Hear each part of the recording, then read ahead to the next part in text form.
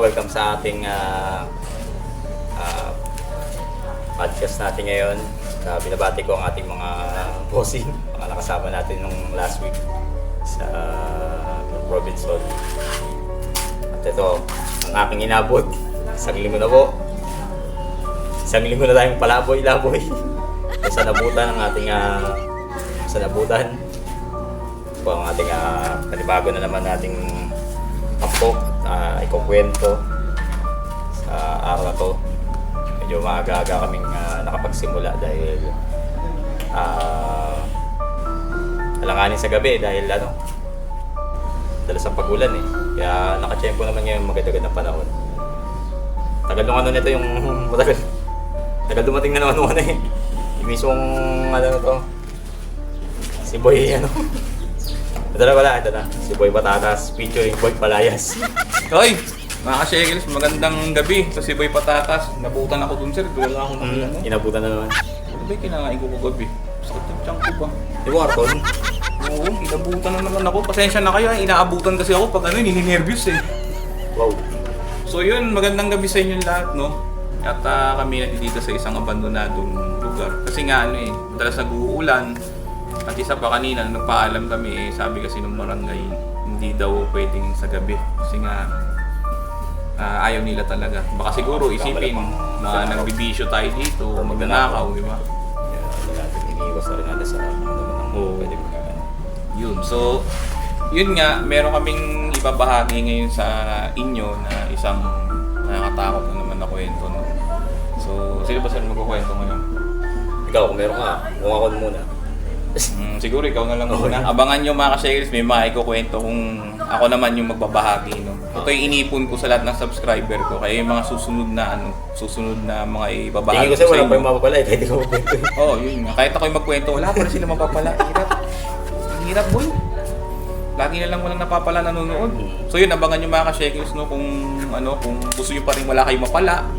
Keep watching lang. Keep watching. Hanggang i-comment nyo lang sa comment section na alam nyo, wala kami napapala sa video nyo eh.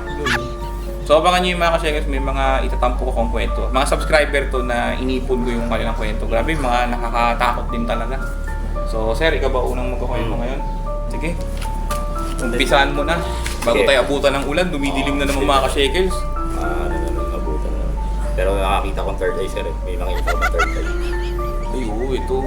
Third eye. Dapat huwag pabayaan labas ang third eye. Oo, kaya yung mga may third eye dyan, huwag yung hayaan lang ilabas yung third eye nyo. Uhit naman ang hit yun, manit. So bali yung yung kwento ko ngayon, siguro hindi naman ito nalalayo sa topic mo or sa content mo. Naniniwala ka ba sa mga sanib? Ay, oo. Exorcist? Oo, kung nagsasabi. Sanib, bigat niya. Meron akong mga yan. Ito naman hindi ko naging experience no, pero may mga nakakwentuhan akong pastor, tsaka mga taong nakaranas talaga no, bigat. Bigat ng exorcism. Patcher, may kukwento ko ba tungkol mo? Mga exorcist tungkol sa mga sanib. Saklap pa nga, akala nila nagbibisyo, kaya addict daw. Pero hindi nila kasi alam yung pinagdaraanan ba ng tao. Ano bang pagkakalam sa sinaniban ng tao? Sabi daw no, yung na-exorcist yun daw yung mga taong sabi hindi ko 100% sure, pero most of the time lang sinasabi daw ay yung hindi naniniwala sa Diyos. Pero para sa akin, paano? Bukas ba siya? Malungkot ba siya? siguro baka maraming problema, stress. negative energy sa katawan. Alam niyo na yun, yung mga anxiety, depression. Pero parang siya, hindi siya nalalay. Kasi, di ba yun yung final eh. Di ba? Yun yung final na narinig ko eh. Kasi papasok ko lang dito sa kwento natin na ang para sa akin na ang top 1 dyan, ba't ka nasasaniban? Walang pananampalataya sa Diyos. Yun para sa akin. Yung hindi ka naniniwala na merong Diyos na handang tumulong sa'yo, sumagip sa'yo, sabahan, ingatan, gabayan ka. Kasi ako, personal, may problema din ako mga ka-shekels. Marami akong problema. Minsan gusto ko nga warakin tong mukha ko eh. Kaso sobrang hirap. Ang problema, walang pinipili ang stress at depression. Na talaga. Even na malapit ka na sa Lord, kahit na sabihin natin gano'n. Kasi dito sa kwento ko, nag-church pa sir. No, active sa church. Active pa sila sa church. Para silang inibitahan lang sa gawain. Oo. Ganun lang. Parang isang siguro per Sunday, ang gawain, bago may naimbitahan, natampok itong guest na to, kilala, mataas. Siyempre, na sir, gawain na, simulan ng gawain. Alam mo naman ang pinaka-segment doon or paano Oo. Yung flow na gawain doon. So, bale, ang ganda ng simula. So, ang daming tao umatin kasi may para siyang may event nung na yun yung gawain na yun. Daming dumalo, maraming naimbitahan, mga dating mga regular na churchmate at yung mga naimbitahan nila. Ito yung malupit dito, yung naimbitahan pa nilang isang guest. Nagtaka sila, ang daming bodyguard. Babae. Siyempre, pagka ganun sir, ibang treatment yan. Oo. Alam mo naman, walang pinagkaibahan sa mga may mga posisyon Parang syempre, pag-imbita ka ng medyo high class or medyo angat, ibang treatment. way mo dyan ng di ba? Ang nagtaka yung pastor, mabigat yung pakaramdam niya. Iba yung nararamdaman niya nung nakita niya itong taong to. Hindi naman dun sa mga bodyguard dahil may bodyguard siya. Dun sa mismong tao na pinapaligiran ng bodyguard. Ang itsura po ng babae dito, sa pagkakaalala ko po, pinagkat sa akin to ng pastor. Ang babae po ay napakaganda, may salamin, black. Halos lahat black pa nga Black lahat ng suot. Ikaw ba naman sir, ating ganun Diyos po black? Oo naman, wala naman sa damit yun, sir. Pero siyempre, kung ikaw... Pero kung siya kasi, siyempre magbibigay siya ng... di ba? Kahit paano naman, may kulay man lang, di ba? Parang sobrang, parang nagluluksa ka ba? Pero ako kasi most commonly, pa nag-church, nag-block ako. May talaga ako. Sa damit, di ba? Ma-forma naman kasi talaga. Hindi naman siya, kaso doon, Hindi dahil sa nakakapayat, kundi ang ganda kasi para sa akin gustong-gusto ko yung kulay ng black. Yung sa babae kasing ito, iba na yung naramdaman niya nung simula nung nakita niya yung pagpasok ng babae ito. Hindi dahil sa nakita niya is maraming bodyguard na nakapalibot sa kanya. So bali, patuloy. Simula ang gawain, nagpaawit, nagpe-preach. Nagpatotoo, Yun na. Hanggang sa isang nagpe-preach na yung pastor, sumakto dun sa topic na parang nagkaroon ng connection So bali, alam mo naman kapag ganyang segment, sabi ng pastor, lumapit dito ang mga nabibigatan at may mga problema. Parang Matthew yun kasi na-tsempuan sa topic parang, gano'n naman lagi, di ba? Sa ilang church, nakita mo naman ang flow, di ba? Pagkatapos ng pinaka-message ng isang oras, lumapit kayo, kayong mga nabibigatan. Lumapit yung mga, bibigyan kayo ng pahinga. Sa gayon is, lalo yung mga tinamaan ng message, di ba? Kasi yung sa message pa lang dun, sir, tumatago sa'yo nagkakaroon na siya ng impact sa'yo. Yung pastor, hindi niya naman sinasadyang yung ganong message, hindi naman nagkataon yun. Hindi naman natin sasadyain yun na porque may darating ba, ganun ba may tatapik mo. Hindi niya nga kilala yung taong yun naimbitahan lang. Kaya hindi yun nagkataon, kundi yung plinano talaga. Siyempre, sa Lord plano na. Diyos ko rin. So bali nung nandito na sila sa event, nung pagpapalapit po sa mga tao, ito na nakakakilabot. Yung babae po,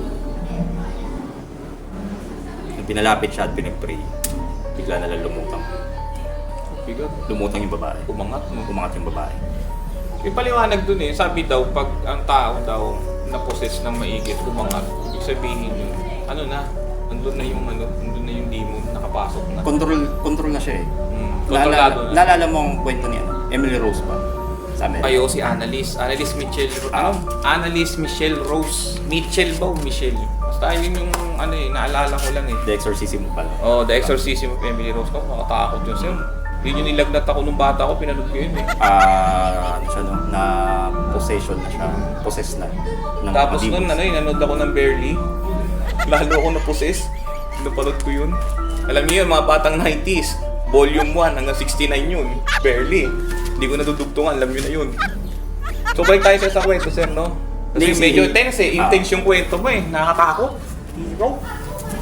Yan sa anin, mabigat. Yung may may babagi kahit konting patungkol na kay Emily.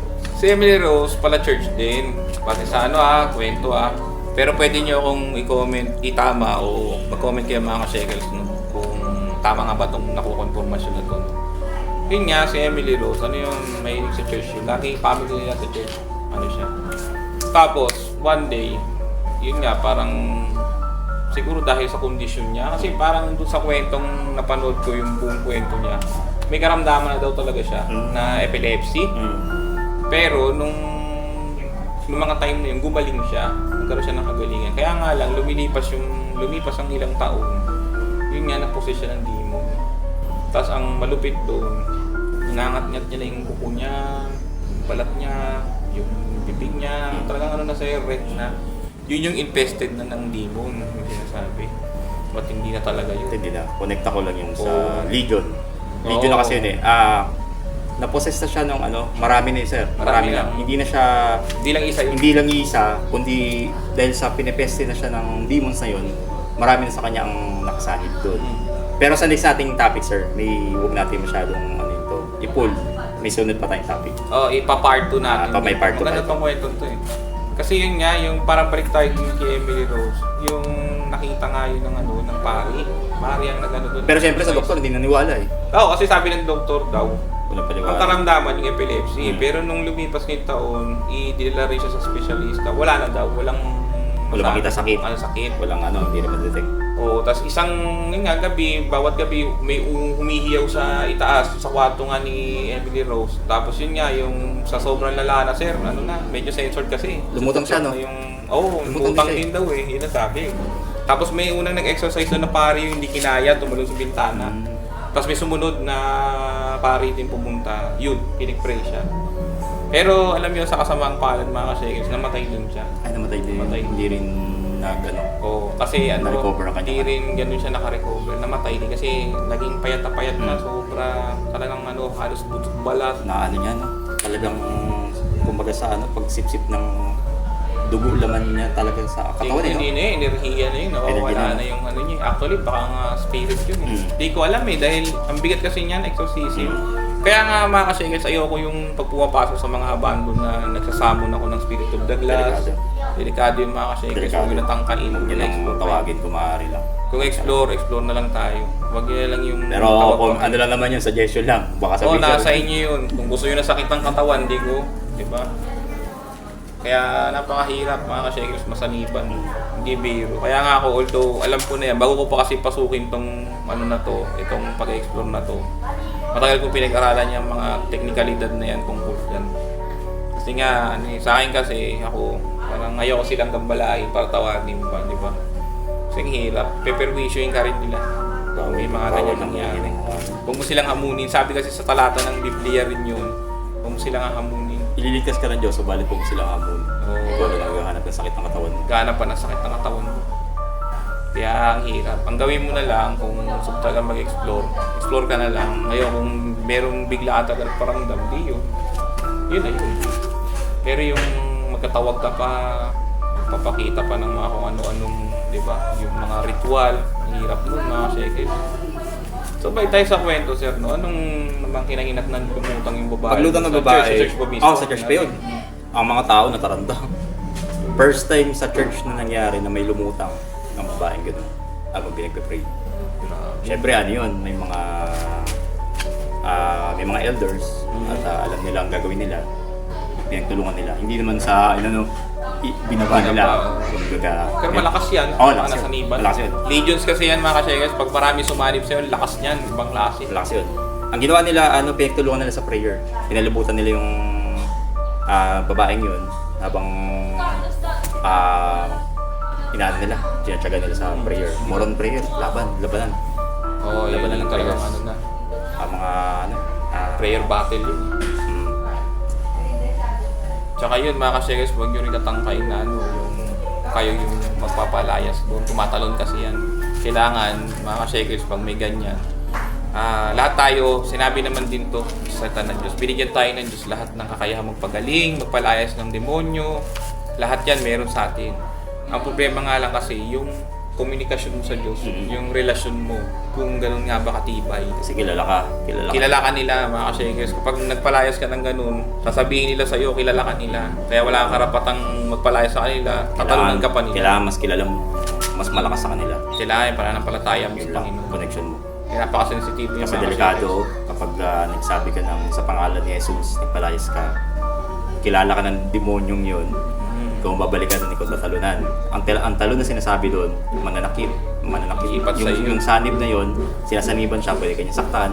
Kung hindi man, kung may hinang faith mo, ikaw tatalunan nun. Yan ang mga hindi may paliwanag ng science hanggang din sa ngayon. Maaaring sinasabi nila na may sakit pero hindi nila alam yung Hindi talaga spiritual magkakaroon. warfare kung tawagin. Hindi talaga magkakaroon ng connection yun. Kasi base sa science, to see is to believe. Yes. Sa Habang- Diyos kasi, when you believe, you will see. Yung laging ano dun. So ano nangyari sir nung pinag-pray na nila? Ay, pag-pray nila, tagal din, tagal. Habang ang mga tao, syempre, na-shock sila. Takot. Iba naman na patuloy sa pagpe-pray. Hanggang nakalaya yung babae. Bumaba. Pagbaba, nagkwento siya ng mga nakaraan. Ano yung dahan-dahan siya bumaba? Oo. Dahan-dahan bumaba. Pagkababa niya, hinawakan niya yung mic. Kumbaga, nagpatotoo siya. Ganito yung dating buhay niya sa limuon. Baga yung mga noon, buhay natin, kasalanan natin na ibahagi. Pamilya siyang magugulat. Ayun, mabigat. May sorcerer, witchcraft, niya. Kaya parang siguro dahil sa nakuha niyang fame, money, yung sa niya ngayon, sa buhay niya, umano sa kanya lahat yun. Tingin ko hindi sir eh. Para sa akin maaaring siguro sir na yung kapangyarihan nun, Oo, adaptation eh. Na-adapt niya. Ano niya pa rin yun, dala niya talaga, dala niya. tapos Kaya nung- nangkukulam din siya. Oo. Maaaring siguro, yung sinasabi mong fame, yung hindi mo ako pwedeng galawin, untouchable ako kasi kaya kitang kulamin. Nagiging kasalanan yan mga ka-shakers kasi ang demonyo nalapit yan sa tao. Yung kasalanan, hindi hinihingi ng kapatawaran sa Diyos.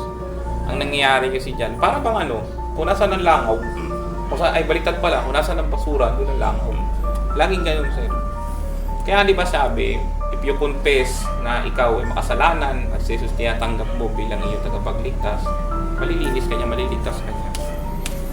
So, kaya ko ito sinasabi mga ka-shakers, sa mga lahat na nag-explore, inuulit ko sa inyo, lagi lang tayo mag-ingat. Lahat na nag-explore dito sa YouTube na napapanood namin, maging inyo, napapanood ninyo. At sa mga content creator din dito, ingat tayo lahat. Ingat. Kasi hindi biro yung sanib, yun ang pinakamabigat. Kasi meron pa sabihin, di ba? Ako, may kapanyo rin akong agimat doon. Ang hindi kasi naintindihan, may dalawang enerhiyang likas sa mundong to. Ang enerhiyang likas na nanggagaling sa lupang ito, na alam niyo naman, sa mga nagbabasa ng Bible, na may namumuno sa mundong to. At yung isa naman ay kaloob ng Diyos. So, nangyari sir, nakalaya yung babae, na-confess niya yung dati niyang mga dati kasalanan. niyang buhay at ang kasalukuyan. Nagpatotoo siya. Pero sir, bumalik-balik pa ba yun? Oo, nakalaya siya. Hindi, kasi bubalik-balik ba yung sanib sa kanya? Hindi na. Simula nung nakasa out lahat ng demons na dala-dala niya, nagpatotoo siya doon sa harap. At naging mas yung maaliwalas yung mukha niya. Hindi yung unang pagpunta niya talaga. Iba yung niya eh. Ano ba tawag doon? Para mabigat yung... Ano yung pag tinignan mo siya, anong tawag doon? Anong tawag doon na judge mo na siya? Anong tawag sa salitang yun? Panausgahan mo na. Ako parang, di ba, pag tinignan mo siya, ito parang yabang na to. Ito parang ganyan. May ganun siyang dating. May ganun siyang dating base sa pero hindi naman siya inusgahan. Hindi naman siya maangas ang dating yung yung kakaiba. Kakaiba yung tingin mo sa kanya. Kakaiba lang talaga. Kakaiba to. Maano siya. Yun. Sabi. Nakalaya siya at isang araw hindi niya na binalikan yung mga dati niyang buhay. May ako dyan sir, may inidikit ako dyan kwento. Ito, kwento to mga ka-shakers ng isang pastor to. Totoong may church talaga to. Napapunta kasi ako sa kanila nung kukwentuhan kami. Sabi niya meron siya experience daw patungkol dyan sa exorcism. Kasi siya, pinadala siya sa Tawi-Tawi. Meron siyang pamilya doon na kasama rin doon sa church nila. So hindi niya pamilya yun pamilya yun yung ka-church nila. Ngayon, nagsulat sa kanya, mga year 80s to mga ka-shakers nangyari. Binigay sa kanya yung sulat na nakalagay na baka kung pwede mapunta ka sa Tawi-Tawi, sasagutin namin lahat ng pangailangan mo dahil may gusto kaming i-consulta sa iyo kasi yung anak nung kasamahan ng pastor doon sa church, nasa lipan. malupit ito mga ka-shakers, sa kwento ni Pasto, pinunta daw niya yung tawi-tawi, tinawid pa daw niya yung ilog na mahabang mahaba. Oo, mga dagat-dagat. Tapos tali lang daw hawak niya, natawid daw niya yung lakas daw ng alon. Pagdating daw niya doon sa bahay, sir, first time daw niya makita ng taong nakakulong sa kawayan na Kinulong na. Kasi Kinulong na, mga shakers. hindi na siya mapigilan. Dahil Oo. siguro mapanakit na or nagwawala na maigi. ang bubong, palapanan nyo, ang pinakakatawan ng bahay, lahat kawayan. Dalas yan sa mga... So intro pa lang mga ka-shekels, ng unang yapak niya, mga siguro 1 metro ang pagitan mula doon sa babae. Sumisigaw na yung babae, sir. Sigaw na ng sigaw. At yung salita, sir, hindi maintindihan. Okay. May sigaw siya ng sigaw, di ba? Ngayon, ang ginawa ng pastor, hinawakan daw ng pastor yung kamay, kinagat siya dito. Kinagat siya. Sakit lang. Yung kinagat daw niya, syempre yung pastor, Kinagat niya rin. hindi yung kinagat. Yun ang maganda doon, pag kinagat ka, kagatin mo rin. O nga no, tama no. Kinagat siya eh.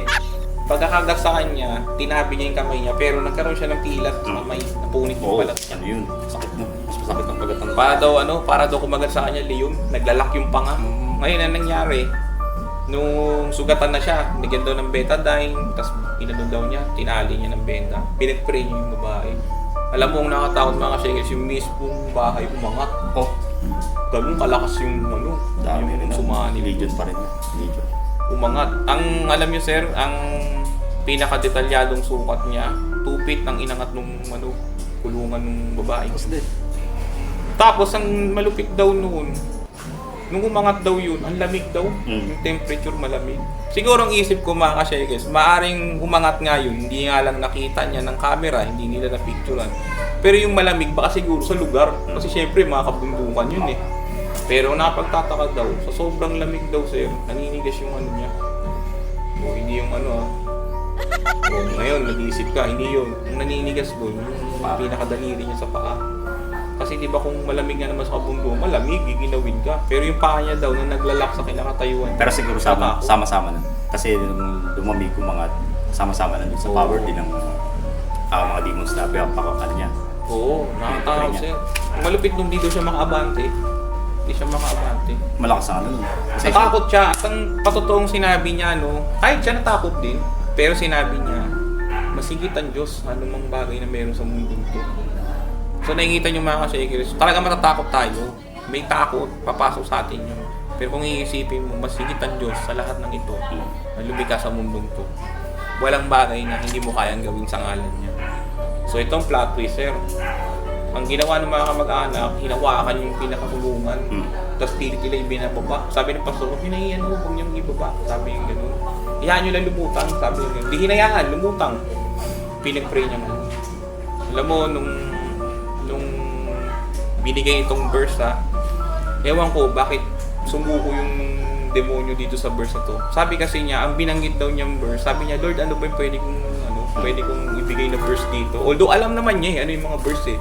Pero iba pa rin yung galing sa Panginoon. So lang Mr. binigay sa kanya John 3:16. Oh. Di ba kung titingnan mo, for God so loved the world, He gave His only begotten Son, that whoever believes in Him shall not be perished. Di ba? Yun. But to give you an everlasting life. So nangyari sir, nung binigay yung verse na yun, bumaksak yung pinakakulungan. Alam nyo, ano sabi ng babae? Nawala yung demons doon. Sabi niya, yun daw ang nasa puso niya, mahal siya ng Diyos. Mahal ako ng Diyos, pero ba't ako nagkakaganito? Sabi niya yun. yun ang nagkaroon ng connect.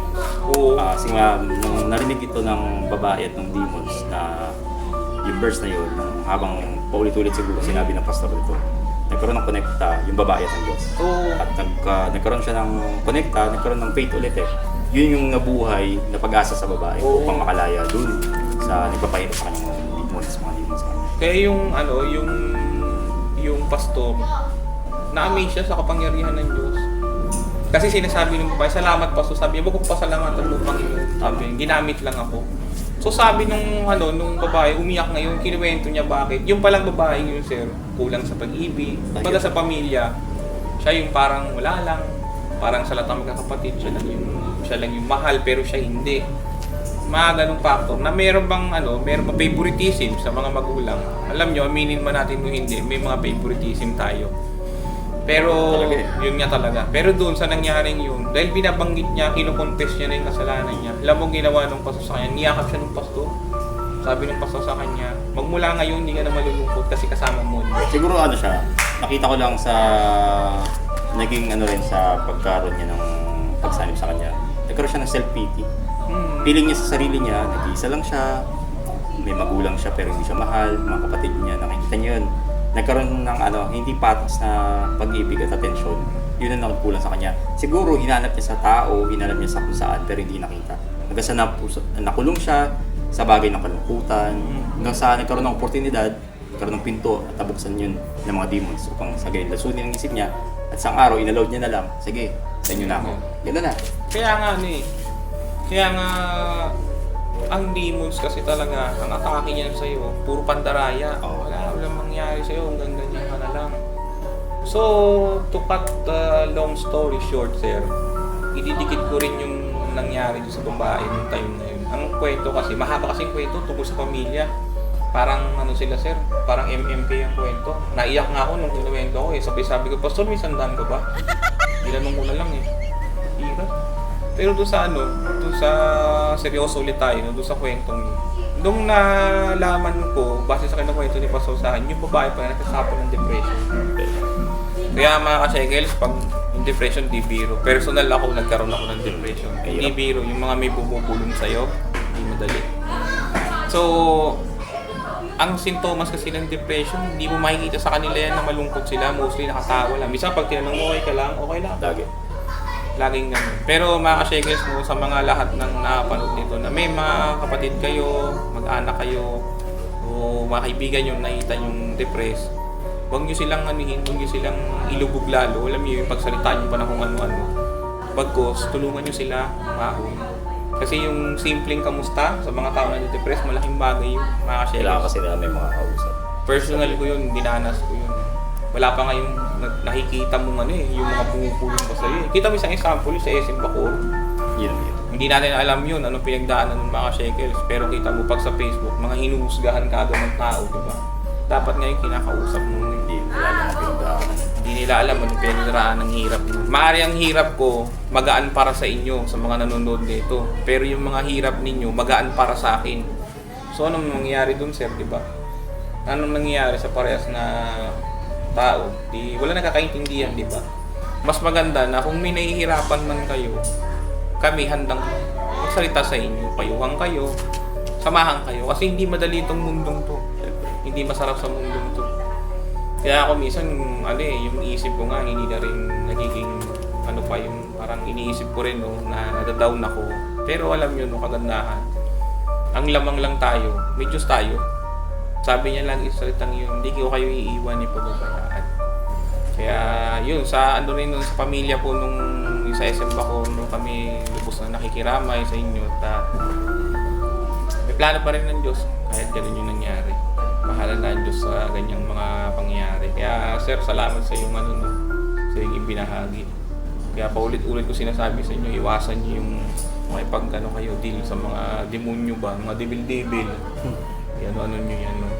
Iwas-iwasan nyo. Kumbaga, sa mga nais lamang na mag-explore, yung mga magbablog pa lang ngayon, sige lang, manood lang kayo. Kumbaga, sa mga nagbablog din, sige, mag-explore lang kayo, pero huwag na kayo lumagpas doon sa mga limit na gano'n kung ayaw nyo rin mapahamak. So yun, maraming salamat muli mga ka-shekels at sa inyong panonood. Alam kong inantok na kayo, wala kayo natutunan. Iba humikab na. Iba nakatulog na. Yan, nakatulog na. At ang malupit dyan, wala kayong napala. So salamat po muli sa inyo, no? Huwag niyong kalimutang i-like, share, and subscribe. Parang awan nyo na, pangkain lang namin mga ka-shekels. Panchicha ba? Alam niyo naman. Okay lang ako yan, sir. Isang linggo na tayong nagalag. Ito yung isang linggo ng pinalayas eh. Ako punta dito kung saan. Tara. Hindi, kung saan mo man ako makikita. Oo, kung saan yun, kung saan lang kita abutan, doon lang tayo mag-anuhan. Ang hirap. Mag-vlog ba? Mag-vlog ba, oo. So yun mga ka-shekels, salamat pong muli, no? Sa inyong panonood at ulitin ko po ulit, no? Huwag niyong kalimutang i-like, share, and subscribe ang aking YouTube channel. Muli, ito si Boy Patatas at isang makapanindig balahibong gabi sa inyong lahat. Kahit ang background namin ay maliwanag. Wala eh, hindi kami pinayagan ng gabi. Bye! Out na! Shoutout sa mga kaibigan ko, kala Andre Espina, kala Giro, kala Arkin. Shout and then sa mga CJS Tropa. Yun. Shoutout din sa aking pamilya. Yun lang po. Yun, oh. Sino pa sunod? Kayo, shoutout na. Yo, kuya? Naiya ka sa camera? O, ikaw, isi-shoutout mo. Wala po. O, mag-hello ka na lang. O. O, yun doon, o. Mag-hello muna kayo. Yun. Huwag niyong kalimutan subscribe, ha. O, tsaka subscribe nyo sila, Boss Benok TV. O, subscribe nyo rin, Boss Benok TV. Joko Loco. O, sige, isa-isahin nyo subscribe. Yan, para makapanood kayo ng mga horror na wala kayong matutunan. Yan, yun, subscribe mo si Boss Benok TV. Subscribe mo lahat yan. Boy Benok. Boss Benok TV. Ano nga? Boss, ako na ano? Okay na, search natin. Lagay natin, Boss Benok TV. Ay, boy pala yung nalagay ko, boy. Boss pala. Boss Benok TV. Yan, subscribe mo yan. Pinutin mo. Yun, Naka-subscribe na rin, Ayos. Subscribe mo rin to. Ano dyan? Joko Loco. Yung sa shoutout. Hirap. Yan, Ayan, subscribe mo rin kay Joko. Yan. Serteng TV. Buong Hunted Explorers. Iyan mo na. Lagay mo dito, Serteng TV. Sige, pakita natin doon sa tropang Hunted Explorers. Serteng TV. Shoutout mo na rin doon sa Ed Kalawag. Sino yung shoutout mo? Ed Kalawag. Serteng TV. Sige, lagay mo, Serteng TV.